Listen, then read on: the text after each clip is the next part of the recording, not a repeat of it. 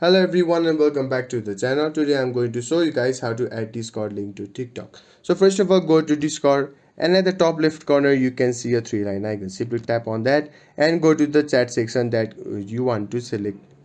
You can select chat section. From the left bar there is a chat option. Simply tap on one, and what you have to do is simply tap on the three dot icon at the top right corners. Okay, now what you have to do now is simply tap on the invite option, that is middle of the notification and the boost option. Simply tap on the invite option. Now what you have to do is tap on the copy link that is at the above. Simply tap on the copy link and it will be copied to your clipboard. Now what you have to do is go to TikTok application, and at the bottom right you have to go to the profile icon. Simply tap on the profile icon.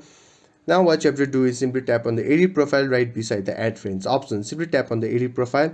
Now what you have to do is scroll down and go to bio option. Simply tap on the add a bio. Now what you have to do is tap on hold on the blank and paste it there. Tap on the paste and save it, and your Discord link will be saved to your TikTok. So there you have it. If you found this video helpful, please give it a thumbs up and don't forget to subscribe for more tutorials. Comment down your thoughts, and until then, goodbye.